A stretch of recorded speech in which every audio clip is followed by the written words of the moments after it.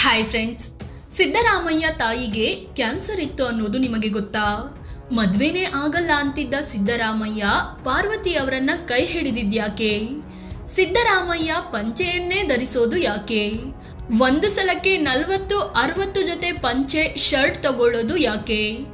ಮಗನ ಸಾವಿನ ದುಃಖದಿಂದ ಹೊರಬಂದಿದ್ದ ಹೇಗೆ ಸಿದ್ದರಾಮಯ್ಯ? ಎಲ್ಲವನ್ನು ಈ ವಿಡಿಯೋದಲ್ಲಿ ಹೇಳ್ತೀವಿ. ಅದಕ್ಕೂ ಮುನ್ನ ನೀವಿನ್ನು ನಮ್ಮ ಚಾನಲ್ಗೆ ಸಬ್ಸ್ಕ್ರೈಬ್ ಆಗಿಲ್ಲ ಅಂದರೆ ಈ ಕೂಡಲೇ ಆಗಿ ಪಕ್ಕದ ಗಂಟೆ ಗುರುತಿನ ಮೇಲೆ ಕ್ಲಿಕ್ ಮಾಡಿ. ಸಿದ್ದರಾಮಯ್ಯ ತಾಯಿಗಿತ್ತು ಕ್ಯಾನ್ಸರ್. ಸಿದ್ದರಾಮಯ್ಯ 1972ರಲ್ಲಿ 5ನೇ ವರ್ಷದ ಲಾ ಓದ್ತಿದ್ರು. ಆಗ ಅವರ ತಾಯಿಗೆ ಕ್ಯಾನ್ಸರ್ ಇರೋ ವಿಚಾರ ಗೊತ್ತಾಯಿತು. ಆಗ ನೀನು ಆದಷ್ಟು ಬೇಗ ಮದುವೆ ಆಗಬೇಕು, ನಾನು ಸಾಯೋ ಮುನ್ನ ನಿನ್ನ ಮದುವೆ ನೋಡಬೇಕು ಅಂತ ಸಿದ್ದರಾಮಯ್ಯಗೆ ಅವರ ತಾಯಿ ಒತ್ತಾಯಿಸಿದ್ರು. ಸಿದ್ದರಾಮಯ್ಯ ಇನ್ನೂ ಓದ್ತಾ ಇದ್ದಿದ್ರಿಂದ ಮದುವೆಗೆ ಒಪ್ಪಿಕೊಳ್ಳಿಲ್ಲ.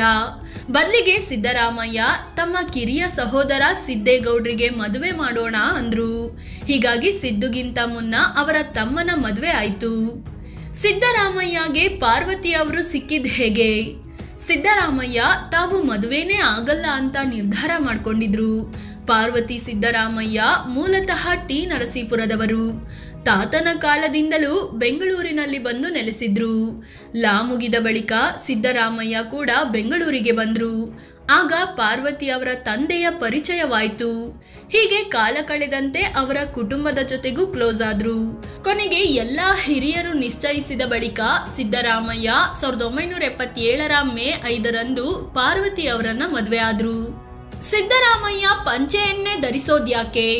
ಸಿದ್ದರಾಮಯ್ಯ ಮೊದಲಿಗೆ ಪ್ಯಾಂಟ್ ಧರಿಸಿಕೊಂಡು ಓಡಾಡ್ತಿದ್ರು. 1993ರಲ್ಲಿ ಸಿದ್ದರಾಮಯ್ಯಗೆ ಚರ್ಮಕ್ಕೆ ಸಂಬಂಧಿಸಿದ ಸಮಸ್ಯೆ ಬಂತು. ಡ್ರೈ ಸ್ಕಿನ್ ಸಮಸ್ಯೆಯಿಂದಾಗಿ ಚಳಿಗಾಲದಲ್ಲಿ ತುಂಬಾ ತುರಿಕೆ ಆಗ್ತಾ ಇತ್ತು. ಅದು ಕೂಡ ಕಾಲುಗಳಲ್ಲೇ ಹೆಚ್ಚಾಗಿ ಈ ಸಮಸ್ಯೆ ಇತ್ತು. ಹಲವು ಡಾಕ್ಟರ್ಗಳ ಹತ್ರ ತೋರಿಸಿದ್ರು, ಕಡಿಮೆ ಆಗಲಿಲ್ಲ. ಅವರೆಲ್ಲ ಕೊಡೋ ಆಯಿಂಟ್ಮೆಂಟ್ ಹಚ್ಚಿದಾಗ ಅಲರ್ಜಿಕ್ ರಿಯಾಕ್ಷನ್ ಆಗ್ತಿತ್ತು. ಯಾಕಂದ್ರೆ ಸಿದ್ದರಾಮಯ್ಯಗೆ ಮೊದಲಿನಿಂದಲೂ ಸ್ಕಿನ್ ಅಲರ್ಜಿ ಇದೆ. ಹೀಗಾಗಿ ಒಬ್ಬ ಡಾಕ್ಟರ್ ನೀವು ಗಾಳಿ ಆಡುವಂತೆ ಪಂಚೆ ಧರಿಸಿ ಅಥವಾ ಕಾಟನ್ ಪ್ಯಾಂಟ್ ಮಾತ್ರ ಧರಿಸಬೇಕು ಅಂತ ಹೇಳಿದ್ರು. ಆಗ ಸಿದ್ದರಾಮಯ್ಯ ನಾನು ಪಂಚೆಯನ್ನೇ ಧರಿಸ್ತೀನಿ ಅಂತ ಡಿಸೈಡ್ ಮಾಡಿದ್ರು. ಅಲ್ಲಿಂದ ಇಲ್ಲಿಯವರೆಗೆ ಸಿದ್ದರಾಮಯ್ಯ ಎಲ್ಲೇ ಹೋದ್ರೂ ಪಂಚೆ ಹಾಕೊಂಡೇ ಹೋಗೋದು ನೋಡಬಹುದು. ಒಂದು ಸಲಕ್ಕೆ 60 ಪಂಚೆ 40 ಶರ್ಟು. ಸಿದ್ದರಾಮಯ್ಯ ಬೆಂಗಳೂರಿನ ಅವೆನ್ಯೂ ರೋಡ್ನಲ್ಲಿರೋ ಖಾದಿ ಅಂಗಡಿಯಲ್ಲಿ ಬಟ್ಟೆ ತಗೊಳ್ತಾರೆ. ಒಂದು ಸಲ ಅಂಗಡಿಗೆ ಹೋದ್ರೆ 50ರಿಂದ 60 ಪಂಚೆ ತಗೊಳ್ತಾರೆ. ಅದರ ಜೊತೆಗೆ ಒಂದು ಸಲಕ್ಕೆ 30ರಿಂದ 40 ಶರ್ಟ್ ಹೊಲಿಸ್ತಾರಂತೆ. ಖಾದಿ ಬಟ್ಟೆಗಳಿಗೆ ಹೆಚ್ಚು ರೇಟ್ ಇರೋದಿಲ್ಲ, ಡಿಸ್ಕೌಂಟ್ ಕೂಡ ಇರುತ್ತೆ. ಜಾಸ್ತಿ ತಗೊಳ್ತೀನಿ ಅಂತ ಚೌಕಾಸಿ ಮಾಡೋಕೆ ಹೋಗೋದಿಲ್ಲ ಅಂತ ಸಿದ್ದರಾಮಯ್ಯನವರೇ ಸಂದರ್ಶನವೊಂದರಲ್ಲಿ ಹೇಳಿದ್ದಾರೆ. ರಾಕೇಶ್ ಅಗಲಿಕೆ ನೋವಿಂದ ಹೊರ ಬಂದಿದ್ದೇಗೆ?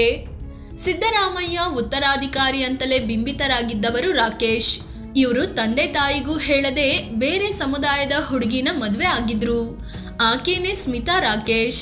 ಮದುವೆಗೂ ಸಿದ್ದರಾಮಯ್ಯ ಆಗ್ಲಿ ಪಾರ್ವತಿ ಅವರಾಗ್ಲಿ ಹೋಗಿರ್ಲಿಲ್ಲ. ಆದರೆ ನಂತರದಲ್ಲಿ ಕುಟುಂಬದವರು ಚೆನ್ನಾಗಿಯೇ ಇದ್ರು. ಪತ್ನಿ ಜೊತೆ ಬೇರೆ ಕಡೆ ವಾಸ ಮಾಡಿದ್ರು. ಡೈಲಿ ಸಿದ್ದರಾಮಯ್ಯ ಮತ್ತು ಪಾರ್ವತಿ ಭೇಟಿಗೆ ಹೋಗ್ತಿದ್ರು ರಾಕೇಶ್. ಆದರೆ ಬೆಲ್ಜಿಯಂ ಪ್ರವಾಸದಲ್ಲಿದ್ದ ರಾಕೇಶ್ 2016ರಲ್ಲಿ ಬಹು ಅಂಗಾಂಗ ವೈಫಲ್ಯದಿಂದ ವಿಧಿವಶರಾದ್ರು. ಆಗ ತುಂಬಾ ದುಃಖದಲ್ಲಿದ್ದ ಸಿದ್ದರಾಮಯ್ಯ ಜಸ್ಟ್ 3 ದಿನ ಮಾತ್ರ ಮನೆಯಲ್ಲಿದ್ರು.